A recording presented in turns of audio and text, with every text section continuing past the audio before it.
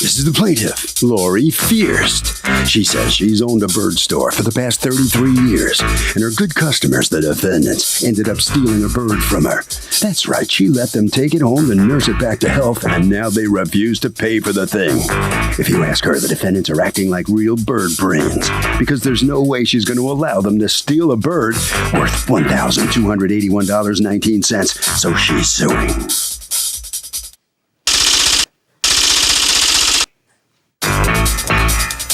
These are the defendants, Michael Ferrari and Megan Campbell. Megan says, oh my gosh, the plaintiff gave them the bird. In fact, she begged them to take it out of her store because the thing was so nervous it plucked all of its feathers off. They have no idea what's gotten into the plaintiff or why she's filed this lawsuit. And if you ask them, she's the one who's a bird brain. They're accused of a bird burglary.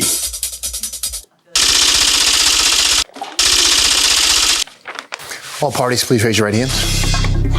Be seated. Come to order. Okay, then. Litigants have been sworn. Thank you, Douglas. You're welcome. Parrots and Company and Lori, how do I pronounce your Fierst. Fierst. You are suing Michael Ferrari and Megan Campbell for $1,281.19 that you say you are out as a result of them keeping a bird that, according to you, you had sent to them to be fostered. Correct. All right, what's going on? I own Parrots and Company, a bird store, for 33 years. And where is it located? It's located in Stamford, Connecticut. And my manager, Todd Nelson, who's with me, has been with me. He started at 15 and he's going to be 44. So, oh my gosh, you've never wanted to do anything else? We have thousands of birds and thousands of customers. So what happens here? Okay. How do you know the defendants? So they were regular customers who came to the store and they purchased, at this point, 3 birds from me. Now, I work Saturday. We're open 7 days. So I work Saturday, and my manager, Todd Nelson, works Sundays. And, so actually, you're going to tell me something that happened and not on your watch. So Todd, correct. Maybe you should tell me. That's why. What is it that happens on Sundays? What happens on Sundays, they come in regularly. They used to come in regularly. And come in and hang out and play with the birds. We used it really when the customers would come in to socialize everybody. That was the main thing. Okay. We had this one particular bird, I'll get right to the case. This one particular bird that we had that became a feather chewer. Which, that would be this bird. That would be that What's bird. the name of the bird? Ali. Okay. D-A-H-L-I. Can I deep? No, One second, no. ma'am, please. They would come in, and this little guy became a feather chewer, and it's something that can happen. It is a habit that they can form, like a child biting the fingernails. This bird was in my nursery room with his plucked feathers, and it got to a point where a couple times he would just stand in front of the cage and cry. And I understood that. I mean, I understand that she was emotionally with the bird and connected. She loves birds. I'm not going to say she doesn't. But she would stand there and tear up because the bird was chewing his feathers. And we tried to figure out exactly why. We had the bird checked out medically, so the bird was absolutely healthy as far as no disease, nothing like that. It was a psychological issue. And with that happening, she would stand there and I would get upset because she was upset. So I actually offered to foster the bird. I said that you could take it home, get the bird into the best shape it could be, because sometimes the change environment really, really helps. Did you have anything in writing with her? No. Okay, did you have a term limit? No, what I did, there's not like I can say the feathers are going to come back in 4 months, because it's a psychological thing, and they might never, or they come back. So I let them take the bird home. I believe it was in April. Okay. And then when did you first say, it's time, give us the bird back? The bird got to the point in late November. My question was, when late did November. Late November. Right. Why 7 months and not 5 months and not 4 months and not 6 months? Like, what was it that propelled you to ask for the bird The progression back? of the bird. Okay. But they have been saying the bird's fine for a while, right? Well, they were. The bird was fine, but feathers weren't in. So one day when I asked how the bird was doing, they said the bird was doing well. It only was missing like 1 or 2 tail feathers, but it was on the mend. So I had a long discussion with her that Sunday afternoon about how I know how tough it is when you're a foster parent, but there is time. I actually had another bird I wanted to foster with them. And I actually said to them that you will be my foster parents. The theory being that you don't pay them, you get that service, and they get the fun of Correct. of the bird. I would pay for what I would pay for. I would give them food. I offered to give them food for the bird. Did you ever give them food during that 7-month stint? In that 7-month stint, no. Did you ever pay for anything during that 7-month No. stint? Okay. Let me hear from you. I first noticed him when he was still out on the floor. They have a floor where people come in and the birds are on stands and you can actually approach them. And I even asked if he was plucking because he was very young and he didn't have feathers that young birds have. And Todd told me no. So as time progressed, he went into a cage on the floor too, and he got worse. He had, I call these elbows up here where his wings are. His elbows were very bloody. His tail was bloody, other parts. And Dolly, he looked like your Sunday dinner, so to speak. What's my Sunday dinner look like? What did you mean by that phrase? I've never heard it. What does it mean? A chicken, before you cut it up and fry it or cut it up and bake it, or when you fully bake it, they're stripped. And Dolly was very much like that. And I did. It was the first time, but I broke down and cried. I cried mainly because Todd said to me, I can't sell this bird. I can't use him as a breeder because we don't know what the plucking is about. I'm sick of this bird. He's a bloody mess. Accurate, but painful to hear, especially this frightened little bird. His eyes, like as they are now, they were totally black, wide open. He was on the side of the cage, not on a And perch. therefore what? What was the discussion me? you had with Todd? I had no How did discussion. you come to take the bird from the place? I had no discussion. He said to me, take the bird. On this particular Sunday, he said, he's yours, and I will find an old cage that we don't use anymore. Take him home. I went to Michael in tears, almost on hands and knees, begging him because I knew what he was saying. You know, we don't have room, we don't have room. And he agreed.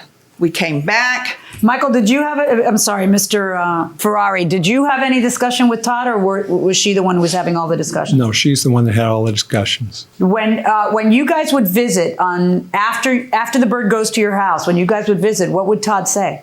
Would tell him about the bird, would tell him how he was progressing, if he was progressing. Took a long time for the feathers to start coming in. He plucked, I don't know, 2 or 3 or 4 months still after we brought him home. Did you ever take the bird to the vet? Yes. Okay, when? We got him late March, early April. They had recommended that we used to use another vet, and they recommended Dr. John Pashota at Rye Harrison. So in early April, we made an appointment and took Dolly in to be checked out. Now, you nurture the bird. Months pass. When is the first time that Todd asks you for the bird back? The beginning of December. And how does he ask for it back? He just walked up to me and said, bring the bird in. And That's it? No other conversation? No, bring the bird in. I have to tell you, there were nights in the beginning that I made a stand by my bed because he was... Okay, folks, let me just explain something to you. I love my pet. My pet is property. Your pet is... Pets are property. They're property. Okay, I mean, it's not a matter of where is the better home for the bird. I know their property. Who is a better parent to the bird? Here, I got one issue in front of me, and at the risk of sounding like an ice cold judge, was it a gift or were you supposed to be fostering? Welcome back to the People's Court. Harvey Levin here. Is it harder to care for a bird or a dog? I think a dog. Why? Well, they're more, I don't know. Okay, well, dog. What do you think? I think a dog because you have to have more responsibility than a bird. I mean, a bird, you can just have them in a cage. You buying that? Yeah, the dog needs to be let out and cared for, whereas the bird, Bird can just crap all over the house. well, you put paper underneath. There you go, going inside the courtroom. Right. Either you told them from the beginning, foster this bird, I'm going to take it back once the bird's doing better. Or you didn't tell them that. Those are the only two possibilities. There's no in between. Right. I did tell them because that. if you didn't say foster, if you didn't use the term foster, if you didn't say I'm loaning it, if you didn't say anything, and you just said take it, let's see how the bird does, that's a gift. Right. Okay, because that's just too vague for words. Right. You know, then that's like, well, there's no strings attached. You have to have attached a string at the time of the transfer. So that's kind of what I'm looking for here. I did tell them that it was going to be fostered if they'd wanted to foster the bird. Okay. That was now, my other whole... than everybody reiterating their position, how about something? Is there any paperwork, anything? She seems to think that there is because she's looking at you. She wanted me to introduce Ted, who... Okay. Come on, Ted. Switch with him. Ted, what's your last name? Labotier. Labotier. Mr. Labotier, talk to me. I went to get my driver's license renewed. And when I walked in, I noticed I'm sorry, go ahead. the gentleman to the left. I recognized him from the parrot store because I'm down there every Sunday. Okay. And I got into a conversation with him about birds because I have 3 of my own. And we started to, I asked him about the parrot. I said, how you doing with the parrot that you fostered? He said, all the feathers are in except the wings. So I said, well, you've had them a long time. He says, yeah, well, as soon as the wings, feathers grow back, we're going to bring them back. I said, well, then I'll get to see you down at the store. But I never saw him again. What is your relationship with these folks? I'm a customer. What say you to that, Mr. Ferrari? He may have been in there, but that conversation never happened. What motivation does he have to say that? I have no idea. Todd gave us the bird. Why would I offer to take this bird back? Did you ever board their birds? Yes. Did you board this bird? Yes. Come, I need you to switch places. They did bring their birds in when they were going away, I think for a weekend or something. And they brought the birds in for boarding, the 3 of them. And even with their boarding slip, they were only charged for the 2 birds, which were theirs, not the one they're fostering. Is that accurate? No. Were you charged for the 3 birds? Todd, what happened is that we brought him in when Lori happened to be there, and she wrote the ticket up to board the birds. She charged for him. Todd and I had an agreement that we were going away soon after we got the bird and that he wouldn't charge us because, you know, we had just taken him. And so when we came back, he took Lori's charge off. But I don't understand. Okay, here's the thing though. Like, if it's your bird, if they give you the bird, what, they have to support the bird for you too? I mean, you should be paying for the bird's expenses, which includes boarding. So the fact that they don't charge you would seem to be evidence of the fact that you're fostering as opposed to that you own it. They did charge us. Todd just decided to take it off. And the reason is because is the reason because you're fostering the bird? Because that's what it looks like. The best case scenario I can see for you here is that it was ambiguous. If it was ambiguous. The thing that really concerns me is that gentleman over there. It really concerns me. It concerns me. I'm not going to make you give the bird back, but I'm going to make you pay for it. Put your hand down. Nope, everybody stop. We're done. I am going to make you pay for the bird. I am finding in favor of the plaintiffs in the amount of the $1,000 and the $150 for the bird cage. The rest of it, you don't get pain and suffering in a case like this. That is my judgment. Good luck, folks. Thank you.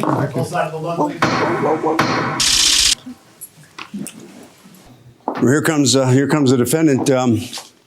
You may kiss the bird. You want to give me a kiss? Oh, did it try to bite you there? No. Or kiss, what was it doing? Birds have very sharp beaks, and when they kiss you on the mouth, they can catch the soft part. Yeah. If I've taught him to kiss me on the nose, and that way he doesn't catch it. It's like a can opener. If he bit you, it would be like a can opener. Yeah. Wonderful. That's really great. It's growling. Is he growling now? Yeah, it's growling. I don't know what it's doing, but I think you should take it over. Yeah. It's afraid of me? All right, head right that way. Just take it over there, Officer McIntyre. Right that way. Okay, come on in. So come on in here. You don't get the bird back. She gets to keep the bird, but you did win your case. Right, but you know, it taught me a lesson. You never judge a book by its cover. They looked respectable. And I was too nurturing and too trusting. Well, and we're a very nurturing store. They are taking good care of the bird, right? There was no question. It was a question of responsibility and trusting people and expecting them. You're not going to change the way you run the store, are you? I can't. We love our birds, we love our animals, and we love our customers. All right, Harvey. As for ordering the return of this bird, most small claims court judges around the country don't have the power to order the return of a specific item. All they can really do is money judgments. That will do it for this case. Litigants for the next case on the way into the courtroom right now.